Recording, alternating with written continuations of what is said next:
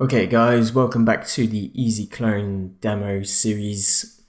In this demo, I'm going to be showing you how to use random delay and the delay checkboxes within the Easy Clones effect themselves.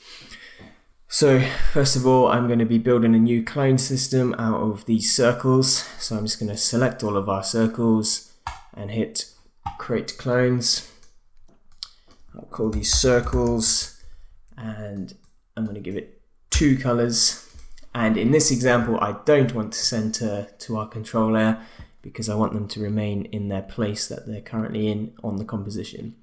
So I'm just going to click OK. So what you'll notice is different this time is our control layer is in the center here and all of our clones have remained where they are, and obviously you can still move this control layer and you'll see it repositions all of our clones. And again, for like scale and stuff. So if I scale this up, you can see the clones themselves grow. So that's basically how it works.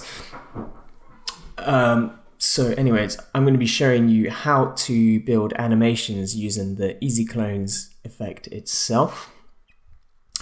First of all, I'm just going to animate these clones individually growing on by coming to the scale property. And I'm just going to push that forward 10 frames. Let's just zoom in here so we can see what we're doing. And over 10 frames, I want these to grow on. And I'm just going to ease the end value. So now you can see we've got this radial grow on.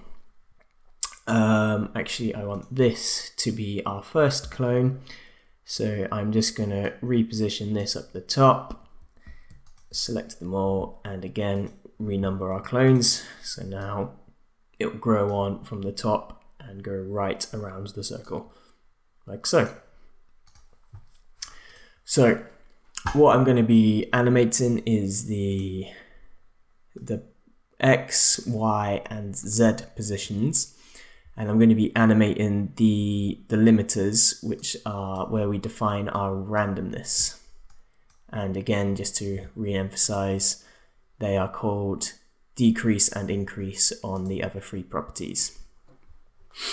So what I want to do is animate these into position. So over this course of 10 frames, 1 second, I'm going to have these form their position.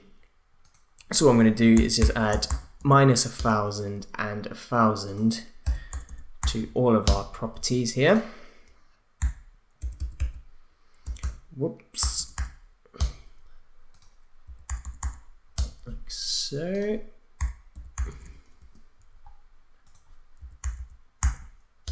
And obviously we currently don't have 3D layers, so to get 3D layers to work, we need to select our clones and just enable 3D. And for you to see how this works, if you go to views, and on the top view here you will see where our clones are. Yellow's not a very good color. Let's just quickly change these to red so you can visually see them a bit better. And as we scrub through, you can see that the clones themselves have some depth in the Z value, like so. Okay, so let's just go back to one view, and I'm going to be explaining these modifier in the modifier, the delay checkboxes. So what you can see here is we have this lovely animation of these clone layers slowly forming their position whilst growing in scale, like so. But what you'll notice is on our last set of keyframes here, all of our clone layers come to their resting position.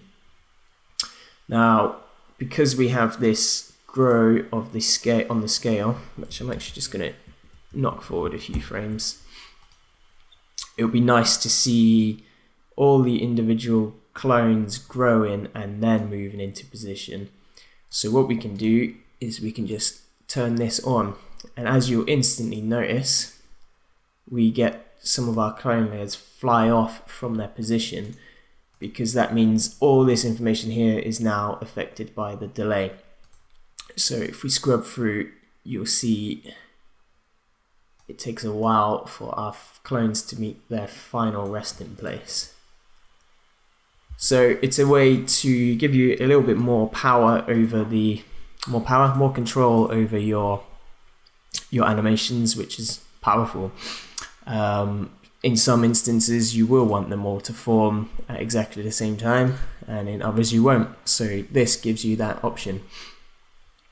So as we can see here, this clone here is kind of the last one to settle, but it's coming from the kind of bottom right corner. I'd prefer this to come in from maybe the top left. So this is an example of where we can use our seeds. So if I just lock this quickly, so this is the clone layer we want to be focusing on here. We're just going to go through the seeds until he is coming from the left, sorry, which he is now. Wait, sorry, no, it's the wrong one. It's this one here, but he is coming in from the right, so that's what we want. So let's do another. So now you can see it's growing from here, and it's the last to settle, and that feels nicer to me. And obviously we've got this randomness, and it makes our animation feel quite unique whilst being really simple. We've only put in, I don't know how many that is, but 12 keyframes. And then obviously we could come in here and we could ease these. We could stretch this out a little bit just to make this animation feel nicer, like so. So with pretty little work, we've managed to build a pretty unique and complex looking animation. So now I'm going to quickly show you how you can animate colors. So in the first example, you don't need 2 colors, but I'll be showing you another example, which is why I put 2 on here. So let's say we want, once our clones settle in position, so around this kind of 2 seconds mark, let's say we want them to change color and randomize in their scale. So I'm just going to come forward 20 frames, and I'm just going to change the color to a blue. And I'm actually going to do the same on the second one for now, to just show you how this works, and then I'll show you why I put 2 colors on in a second. And we're going to just come into here, and we're going to animate the increase scale property. And again, I want this to be ticked because I do want it to be involved in the delay system. And I'm just going to vary the scale by 100%. So now you will see, if I turn both of these off, we'll have this really boring animation. Well, not boring, but basic animation where we have almost like a linear transition. Let's just do a preview. Our circles begin to grow and change color at the same time. But if we select these checkboxes and tell them to be affected by the delay, you'll see we get this really interesting, I'm going to need to preview a bit more, we get this interesting like radial wipe, which causes like a nice gradient of colors as it transforms. So we get this nice rotation around our circles, which feels a lot more exciting. So that's how we can animate the actual easy clones effect to make some interesting looking animations like so. So we've got these squares, circles forming in, and then they grow in scale. And the reason I added 2 colors here is we could make some of them go red, for example. So then now some of them fade blue, some of them fade red, and it's quite an interesting look. And obviously again, we can just cycle through the colors. So if we prefer it to be balanced in a certain way like this, you'll see all these animations still work fine, and we've just redistributed where we want our colors to be within our circle, as in our circle here, like so.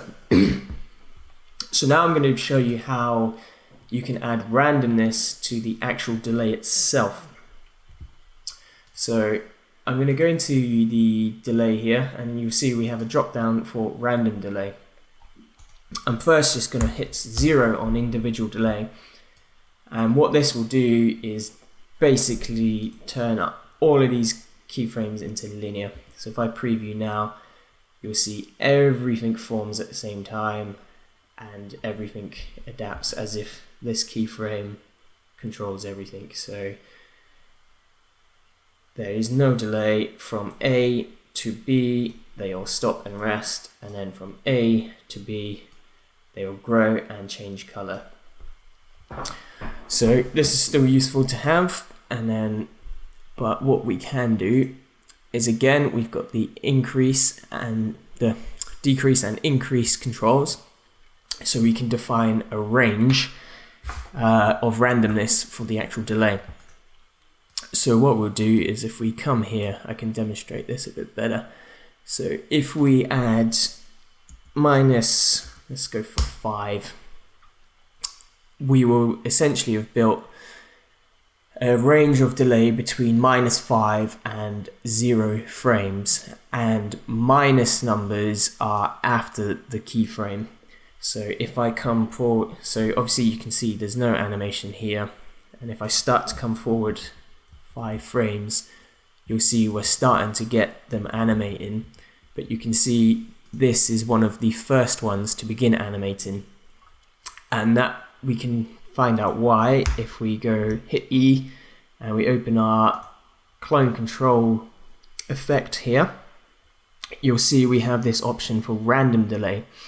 So you can see this has been given the number -0.55, which means it's a half a frame. So after here, within basically half a frame, this one will begin to animate. So you can see that's probably one of the first ones to start animating. And obviously all of these clones here will be given their own unique number there.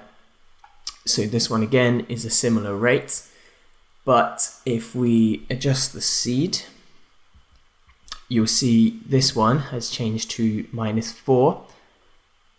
This one's in a similar sort of random pattern, obviously. But now you'll see how this has affected our animation.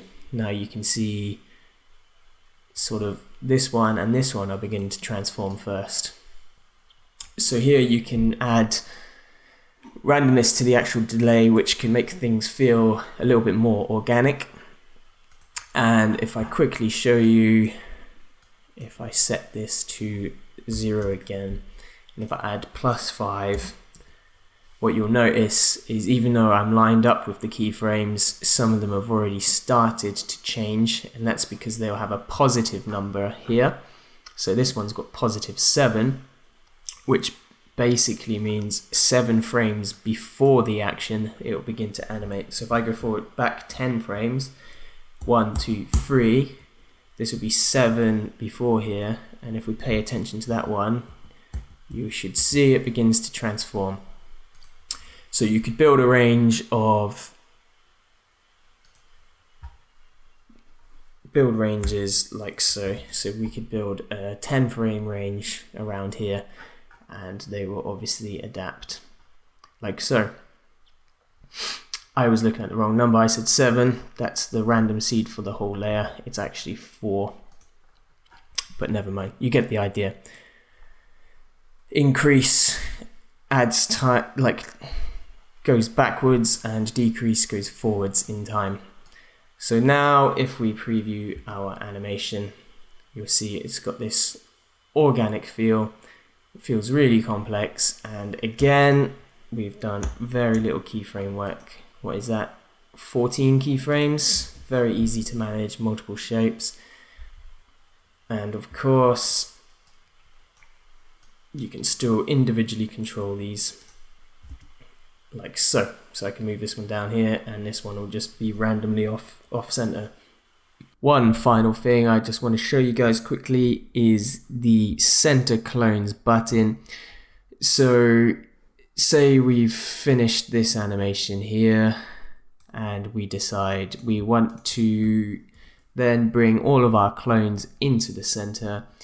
What you can do is you can just select the key, plot a keyframe, come forward 10 frames and hit, wrong button, hit the center clones, and this will push them all in.